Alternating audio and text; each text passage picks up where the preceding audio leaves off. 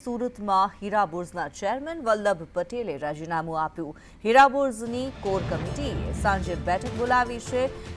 ગોવિંદ ધોળકિયા, લાલજી પટેલનું નામ ચેરમેન તરીકે અત્યારે ચર્ચાઈ રહ્યું છે, ત્યારે 350 કરોડના ખર્ચે હીરા બોર્ડ બનાવવામાં આવ્યું છે। આપણી પાસે કમિટીના મેમ્બર દિનેશભાઈ નાવડિયા છે, તેમની સાથે વાત કરીશું। દિનેશભાઈ, વલ્લભભાઈ લાખાણીએ અચાનક જ રાજીનામું આપી દીધું, શું કારણ હતું?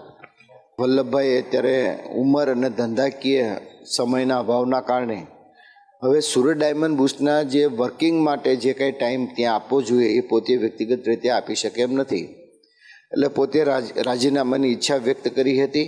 વાદ વિવાદ તો આવડા મોટા બિલ્ડિંગોની અંદર ચર્ચાઓનો વિષય હોતો, પણ એવું કંઈ છે નહીં, કારણ કે આવડા મોટા 36 એકરની અંદર પથરાયેલો સુરત ડાયમંડ બુસ્ટની અંદર જે લોકો ઓફિસ સ્ટાર્ટ કરવાના હતા એમના ફર્નિચરો સ્ટાર્ટ હતા, ફર્નિચરો પૂરા નહોતા થયા, બાકી નાના લોકોએ તો ઓફિસ સ્ટાર્ટ કરી દીધેલી, પરંતુ કિરણ જેમ્સની પોતાની એકલાની ઓફિસ ત્યાં હોવાના કારણે એમના ઔદ્યોગિક રીતે પણ થોડુંક નુકસાન જતું હતું એવું દેખાઈ રહ્યું હતું।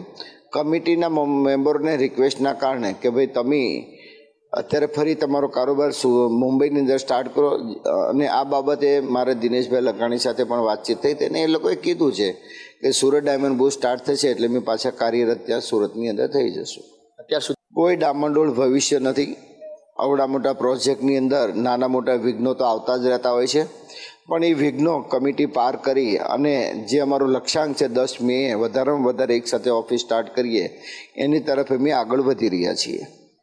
કેમેરા પર્સન અજીત પટેલ સાથે મનીષ પરમાર, સંદેશ ન્યૂઝ, સુરત।